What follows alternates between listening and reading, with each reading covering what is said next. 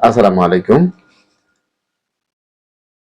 আর রাহিকুল মাকতুমে রাসূলুল্লাহ সাল্লাল্লাহু আলাইহি ওয়াসাল্লামের বক্ষ বিদারণের যে ঘটনা, সেই অংশ থেকে আজকে আমাদের পাঠ শুরু হবে। বিসমিল্লাহির রহমানির রহিম। বক্ষ বিদারণের ঘটনা। দুধ ছড়ানোর পরও শিশু মোহাম্মদ বনী সাদ গোত্রেই ছিলেন। তার বয়স যখন 4 অথবা 5 বছর তখন ঘটনাটি ঘটে। অধিকাংশ সিরাত রচয়িতা এই অভিমত ব্যক্ত করেছেন, কিন্তু ইবনে ইসহাকের বর্ণনা থেকে জানা যায় 3 বছর বয়সে এই ঘটনাটি ঘটেছিল। এই ঘটনার বিস্তারিত বিবরণ সহিহ মুসলিম শরীফে হযরত আনাস রাদিয়াল্লাহু তাআলা আনহু হতে বর্ণিত হয়েছে। নবী করিম সাল্লাল্লাহু আলাইহি ওয়াসাল্লামের নিকট হযরত জিবরিল আলাইহিস সালাম আগমন করলেন। এ সময় আল্লাহ তাআলার রাসূল শিশুদের সঙ্গে খেলা করছিলেন। জিবরিল আলাইহিস সালাম তাকে শুইয়ে বুক চিরে দিল বের করলেন। অতঃপর দিল থেকে একটি অংশ বের করে দিলেন। এটা তোমার মধ্যে শয়তানের অংশ। তারপর দিল একটি তরতরিতে রেখে জমজম কূপের পানি দিয়ে ধুয়ে নিলেন। অতঃপর যথাযথ স্থানে স্থাপন করলেন। অন্য শিশুরা ছুটে গিয়ে বিবি হালিমার কাছে বলল, মুহাম্মদ সাল্লাল্লাহু আলাইহি ওয়াসাল্লামকে মেরে ফেলা হয়েছে। পরিবারের লোকেরা ছুটে এলো, এসে দেখলো তিনি বিবর্ণ মুখে বসে আছেন, মায়ের কোলে শিশু নবী। এই ঘটনার পর বিবি হালিমা ভীত হয়ে তাকে মায়ের কাছে ফিরিয়ে দিয়ে এলেন। 6 বছর বয়স পর্যন্ত তিনি মায়ের স্নেহ ছায়ায় কাটান। এদিকে হযরত আমিনার ইচ্ছে হলো যে তিনি পরলোকগত স্বামীর কবর জিয়ারত করবেন। পুত্র মুহাম্মদ, দাসী উম্মে আয়মান এবং শ্বশুর আব্দুল মুত্তালিবকে সঙ্গে নিয়ে তিনি প্রায় 500 কিলোমিটার পথ পাড়ি দিয়ে মদিনায় পৌঁছলেন। 1 মাস সেখানে অবস্থানের পর মক্কার পথে রওনা হলেন। মক্কা ও মদিনার মাঝামাঝি আবওয়া নামক জায়গায় এসে বিবি আমিনা গুরুতর অসুস্থ হয়ে পড়লেন। ক্রমে এই অসুখ বেড়ে চলল। অবশেষে তিনি আবওয়ায় ইন্তেকাল করেন। দাদার তত্ত্বাবধানে মুহাম্মদ সাল্লাল্লাহু আলাইহি ওয়াসাল্লাম।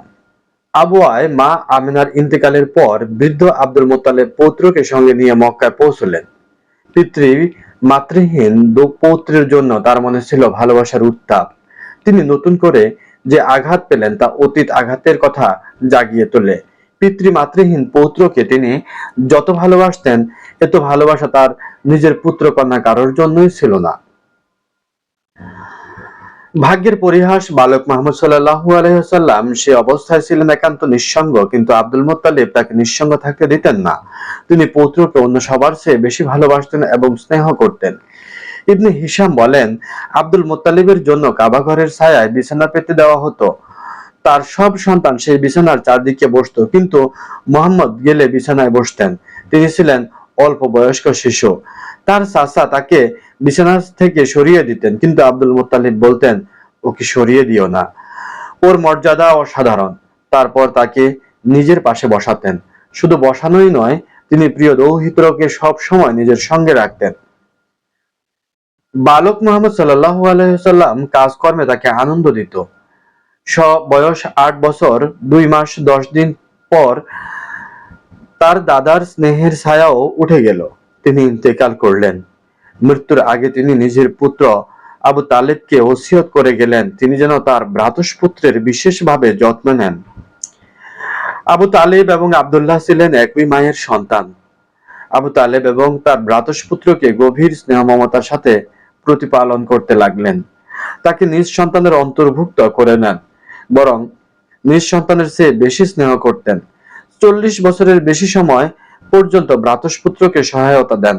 আবু তালেব প্রিয় ভ্রাতুষ্পুত্রের স্বার্থের প্রতি লক্ষ্য রেখেই মানুষের সঙ্গে শত্রুতা মিত্রতার বন্ধন স্থাপন করতেন। রহমতের বৃষ্টি বর্ষণ প্রার্থনা। ইবনে আসাকির জালহুমাই ইবনে অরফুতাহর বর্ণনার উল্লেখ করেছেন যে, আমি মক্কায় এলাম, চারিদিকে দুর্ভিক্ষ, অনাবৃষ্টির ফলেই এর সৃষ্টি হয়েছে। কুরাইশ বংশের লোকেরা বৃষ্টির আশায় দোয়া করার জন্য আবু তালেবের কাছে আবেদন জানালো। আবু তালেব একটি বালককে সঙ্গে নিয়ে বের হলেন। বালকটিকে মেঘে ঢাকা সূর্য মনে হচ্ছিল। আশেপাশে অন্যান্য বালকও ছিল। আবু তালেব সেই বালককে সঙ্গে নিয়ে কাবাঘরের সামনে গেলেন। বালকের পিঠ কাবার দেয়ালের সঙ্গে লাগিয়ে দিলেন। বালক তাতে আঙ্গুল রাখলেন। আকাশে এক টুকরো মেঘ ছিল না, কিন্তু অল্পক্ষণের মধ্যেই সমগ্র আকাশ মেঘে ছেয়ে গেল এবং মুষলধারে বৃষ্টি শুরু হলো। শহর প্রান্তর সজীব উর্বর হয়ে উঠল। পরবর্তীকালে আবু তালেব এই ঘটনার প্রতি ইঙ্গিত করে বলেছেন, তিনি সুদর্শন, তার চেহারা থেকে বৃষ্টির করুণা প্রত্যাশা করা হয়। তিনি এতিমদের আশ্রয়, তিনি বিধবাদের রক্ষাকারী। সূত্রগত মর্যাদায় সন্দেহে স্বয়ং সম্পূর্ণ। কিছু বর্ণনা মোতাবেক নবী করিম সাল্লাল্লাহু আলাইহি ওয়াসাল্লামের বয়স যখন 12 বছর, মতান্তরে 12 বছর 2 মাস 10 দিন হলো, তখন আবু তালেব তাকে সঙ্গে নিয়ে ব্যবসার উদ্দেশ্যে সিরিয়া রওনা হলেন।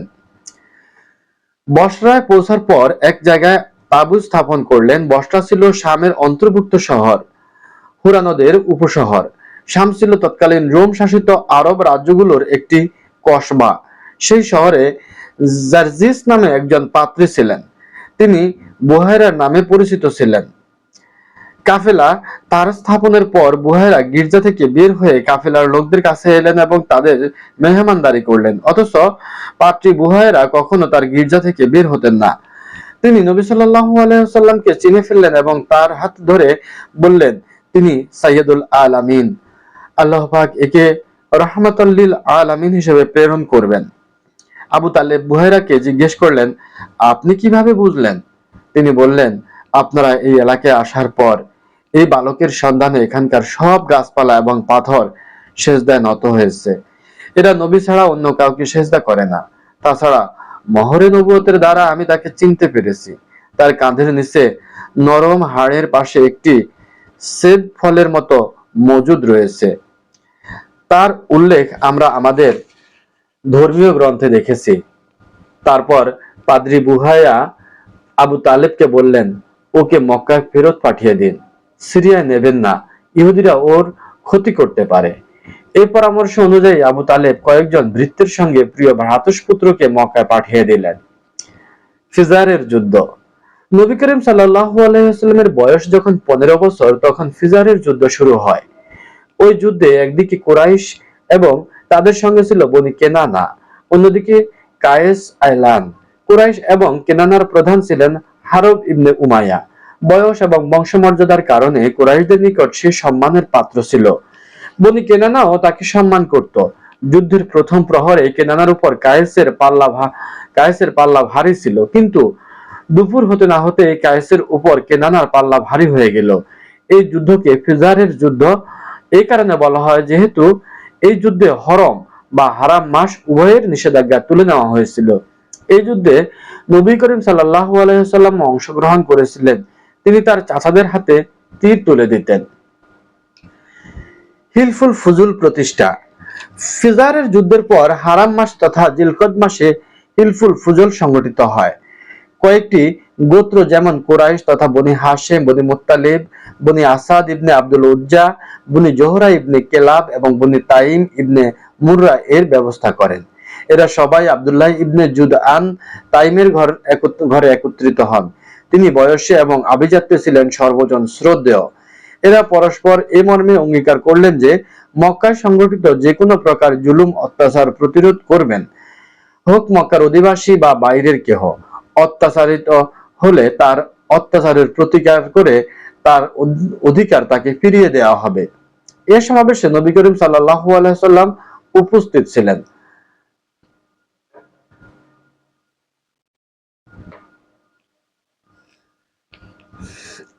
ছিলেন। নবুয়ত পাওয়ার পর এই ঘটনার উল্লেখ করে তিনি বলতেন, আমি আব্দুল্লাহ ইবনে জুদআনের ঘরে এমন চুক্তিতে শরীক ছিলাম যার বিনিময়ে লাল উটও আমার পছন্দ নয়। ইসলামী যুগে সেই চুক্তির জন্য যদি আমাকে ডাকা হতো তবে আমি অবশ্যই হাজির হতাম। এই চুক্তির মূলে ছিল জাহিলি যুগের যাবতীয় বে-ইনসাফি দূরীকরণ। এই চুক্তির কারণে এটাই বলা হয়েছে যে জুবাইদের একজন লোক কিছু জিনিস নিয়ে মক্কা এসেছিল। আস ইবনে ওয়াইল তার নিকট থেকে সেই জিনিস ক্রয় করে, কিন্তু তার মূল্য পরিশোধ করেনি। আস ইবনে ওয়াইলের নিকট জিনিস বিক্রেতা আব্দুদ্দার, মাকজুস, জামিহ, সাহাম এবং আদির কাছে সাহায্যের আবেদন জানায়, কিন্তু কেউ এ ব্যাপারে গুরুত্ব দেয়নি। তারপর সেই লোকটি আবু কুবাইস পাহাড়ে উঠে উচ্চস্বরে কয়েকটি কবিতা আবৃত্তি করলো। সেই কবিতা তার প্রতি অত্যাচারের বর্ণনা করা হয়েছিল। এতে জুবাইর ইবনে আব্দুল মুত্তালিব ছুটাছুটি শুরু করলেন এবং বললেন, এই লোকটির প্রতি কোনো সাহায্যকারী নেই কেন? তার চেষ্টায় উল্লিখিত কয়েকটি গোত্র একত্রিত হলো। প্রথমে তারা চুক্তি করলো, তারপর আস ইবনে ওয়াইলের নিকট থেকে বিক্রিত পণ্যের মূল্য আদায় করে দিল। নবীজির বিপ্লবী জীবন। তরুণ বয়সে নবী করিম সাল্লাল্লাহু আলাইহি ওয়াসাল্লাম নির্দিষ্ট কোনো কাজ ছিল না, তবে বিভিন্ন বর্ণনা থেকে জানা যায় যে তিনি বনী সাদ গোত্রের বকরি চড়াতেন। কয়েক কিরাত পারিশ্রমিকের বিনিময়ে মক্কার বিভিন্ন লোকের বকরিও তিনি চড়াতেন। প্রকাশ থাকে যে তিনি যৌবনী রাখালি পেশা ছেড়ে ব্যবসা শুরু করেন।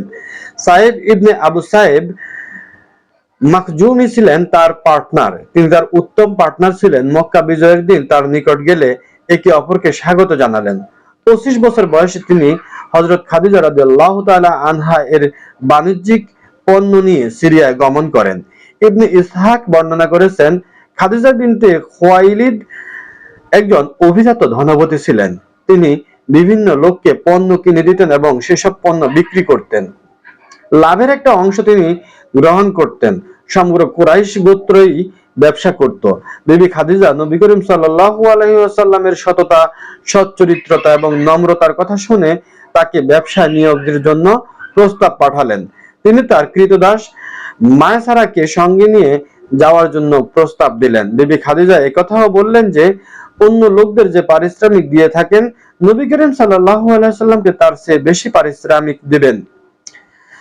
আল্লাহ তাআলার রাসূল এই প্রস্তাব গ্রহণ করলেন এবং বিবি খাদিজার ব্যবসায়িক পণ্য নিয়ে তার কৃতদাস মায়সারাকে সঙ্গে নিয়ে সিরিয়া গেলেন। মহানবী সাল্লাল্লাহু আলাইহি ওয়াসাল্লাম বাণিজ্যিক সফর থেকে ফিরে আসার পর বিবি খাদিজা লক্ষ্য করলেন অতীতের চেয়ে এবার তার অনেক বেশি লাভ হয়েছে। এছাড়া তিনি ভৃত্য মায়সারার কাছে আল্লাহ তাআলা রাসূলের উন্নত চরিত্র, সততা, ন্যায়পরায়ণতা ইত্যাদির ভূয়সী প্রশংসা শুনলেন। এসব শুনে মনে মনে তিনি আল্লাহ তাআলার রাসূলকে ভালোবেসে ফেললেন। এর আগে বড় বড় সর্দার এবং নেতৃত্বস্থানীয় লোক বিবি খাদিজাকে বিয়ের প্রস্তাব দিয়েছিলেন, কিন্তু কোনো প্রস্তাবই তিনি গ্রহণ করেননি। মনের গোপন ইচ্ছার কথা বিবি খাদিজা তার বান্ধবী নাফিসা বিনতে মুনাব্বিহের কাছে ব্যক্ত করলেন। নাফিসা গিয়ে আল্লাহ তাআলার রাসূলের সঙ্গে কথা বললেন। আল্লাহ তাআলার রাসূল রাজি হলেন এবং তার চাচার সঙ্গে পরামর্শ করলেন। তার চাচা খাদিজার চাচার সঙ্গে আলোচনা করেন এবং বিয়ের পয়গাম পাঠালেন। তারপর বিয়ে হয়ে গেল। এই বিয়েতে বনি হাশিম এবং মুজার গোত্রের নেতৃস্থানীয় ব্যক্তিরা উপস্থিত ছিলেন। সিরিয়া থেকে বাণিজ্যিক সফর শেষ করে ফিরে আসার 2 মাস পর এই বিয়ে অনুষ্ঠিত হয়। আল্লাহ তাআলার রাসূল বিয়ের মোহরানা হিসেবে 20টি উট দিয়েছিলেন। বিবি খাদিজার বয়স সে সময় 40 বছর। তিনি বিবেক, বুদ্ধি, সৌন্দর্য, অর্থ সম্পদ, বংশমর্যাদায় ছিলেন শ্রেষ্ঠ নারী। বিবি খাদিজার সঙ্গে আল্লাহ তাআলার রাসূলের এটা ছিল প্রথম বিয়ে। বিবি খাদিজা বেঁচে থাকা অবস্থায় আল্লাহ তাআলার রাসূল অন্য কারো সঙ্গে বিয়ে বন্ধনে আবদ্ধ হননি। ইব্রাহিম ব্যতীত নবী করিম সাল্লাল্লাহু আলাইহি ওয়াসাল্লামের সমস্ত সন্তান ছিল বিবি খাদিজার গর্ভজাত। সর্বপ্রথম কাসেম জন্মগ্রহণ করেন। এই কারণে আল্লাহ তাআলা রাসূলকে বলা হতো আবুল কাসেম বা কাসেমের পিতা। কাসেমের পর জয়নব, রোকাইয়া, উম্মে কুলসুম, ফাতেমা, আব্দুল্লাহ জন্মগ্রহণ করেন। আব্দুল্লাহর উপাধি ছিল তাইয়েব বা তাহের। পুত্র সন্তান সবাই শৈশবেই ইন্তেকাল করেন। কন্যারা ইসলামের যুগ পেয়েছিলেন। তারা সবাই ইসলাম গ্রহণ করেন এবং হিজরতের গৌরব অর্জন করেন। হযরত ফাতেমা ছাড়া অন্য সবাই নবী করিম সাল্লাল্লাহু আলাইহি ওয়াসাল্লামের জীবদ্দশায় ইন্তেকাল করেন। হযরত ফাতেমা রাদিয়াল্লাহু তাআলা আনহা নবী করিম সাল্লাল্লাহু আলাইহি ওয়াসাল্লামের ইন্তেকালের 6 মাস পর ইন্তেকাল করেন। নবী করিম সাল্লাল্লাহু আলাইহি ওয়াসাল্লামের বয়স যখন 35 বছর, সে সময় কুরাইশরা নতুন করে কাবা ঘর নির্মাণের কাজ শুরু করেন। এই উদ্যোগের কারণ ছিল এই যে কাবা ঘরে মানুষের উচ্চতার চেয়ে সামান্য বেশি উচ্চতা বিশিষ্ট 4 দেয়ালে ঘেরা ছিল। হযরত ইসমাঈল আলাইহিস সালামের জামানায় এই সব দেয়ালের উচ্চতা ছিল 9 হাত বা তার উপরে কোনো ছাদ ছিল না। এই অবস্থার সুযোগ নিয়ে কিছু দুর্বৃত্ত চোর ভেতরে প্রবেশ করে সম্পদ চুরি করে। তাছাড়া নির্মাণের পর দীর্ঘকাল কেটে গেছে, ইমারত পুরনো হয়ে পড়েছিল এবং দেয়ালে ফাটল ধরেছিল। এদিকে সে বছর প্রবল প্লাবনও হয়েছিল। সেই প্লাবনের তোড় ছিল কাবাঘরের দিকে। এসব কারণে কাবাঘরে যে কোনো সময় ধসে পড়ার আশঙ্কা ছিল। তাই কুরাইশরা কাবাঘর নতুন করে নির্মাণের প্রয়োজনীয়তা অনুভব করলো। এ পর্যায়ে কুরাইশ সিদ্ধান্ত গ্রহণ করলো যে কাবাঘরের নির্মাণ কাজে শুধু বৈধ উপায়ে অর্জিত অর্থই ব্যবহৃত হবে। এসবের মধ্যে পতিতার উপার্জন, সুদের অর্থ এবং অন্যায়ভাবে গ্রহণ করা কোনো অর্থ সম্পদ ব্যবহার করা যাবে না। কাবা ঘর নতুন করে নির্মাণের জন্য পুরনো ইমারত ভেঙে ফেলার প্রয়োজন ছিল, কিন্তু কেউ ঘর ভাঙার সাহস পাচ্ছিল না। অবশেষে ওয়ালিদ ইবনে মুগিরা মাখজুমি প্রথমে ভাঙতে শুরু করলো। সবাই যখন লক্ষ্য করলো যে ওয়ালিদের উপর কোনো বিপদ আপতিত হয়নি, তখন সবাই ভাঙার কাজে অংশগ্রহণ করলো। হযরত ইব্রাহিম আলাইহিস সালাম নির্মিত ভিত্তিপ্রস্তর ভাঙার পর নতুন করে নির্মাণ শুরু করলো। নির্মাণ কাজে প্রত্যেক গোত্রের অংশ নির্ধারিত ছিল এবং প্রত্যেক গোত্র কাজ শুরু করলো। বাকুম নামে এক রোমক স্থপতি নির্মাণ কাজ তদারক করছিল। ইমারত যখন হাজরে আসওয়াদ পর্যন্ত উঁচু হলো, তখন বিপদ দেখা দিল যে এই পবিত্র পাথর কে স্থাপন করবে। এটা ছিল একটা পবিত্র বৈশিষ্ট্য মণ্ডিত কাজ। 4-5 দিন যাবত এই ঝগড়া চলতে থাকলো। এই ঝগড়া মারাত্মক রূপ ধারণ করলো, এমনকি খুন খারাপি হয়ে যাওয়ার আশঙ্কা দেখা দিল।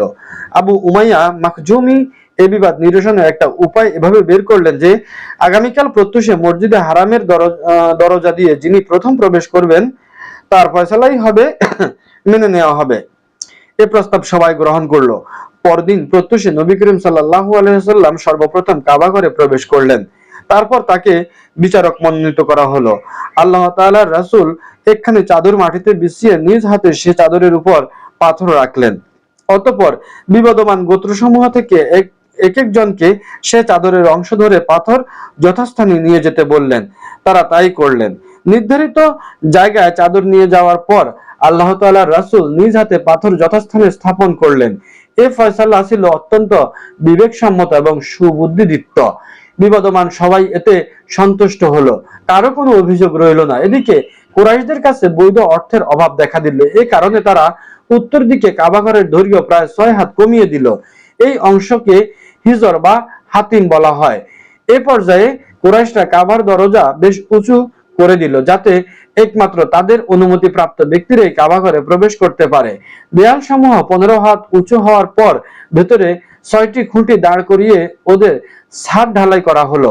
নির্মাণ শেষে কাবাঘর চতুষ্কোণ আকৃতি লাভ করলো। বর্তমান কাবাঘরের উচ্চতা 15 মিটার। যে অংশে হাজরে আসওয়াদ রয়েছে সে অংশের দেয়াল এবং তার সামনের তথা উত্তর ও দক্ষিণ অংশের দেয়াল 10-10 মিটার উচ্চতা সম্পূর্ণ। হাজরে আসওয়াদ মাটি থেকে 1.5 মিটার উচ্চতায় অবস্থিত। যেদিকে দরজা রয়েছে সেদিকের দেয়াল ও সামনের দিকের অংশ পূর্ব ও পশ্চিম দিকের দেয়াল থেকে 12 মিটার উঁচু। দরজা মাটি থেকে 2 মিটার উঁচু। দেয়ালের ঘেরাও এর নিচে চারদিক থেকে চেয়ারের আকৃতি বিশিষ্ট ঘেরাও রয়েছে। এর উচ্চতা 25 সেন্টিমিটার এবং দৈর্ঘ্য 30 সেন্টিমিটার। এটাকে সাজরাওয়ান বলা হয়। এটাও প্রকৃতপক্ষে কাবাঘরের অংশ, কিন্তু কুরাইশরা এই অংশের নির্মাণ কাজ স্থগিত রাখে।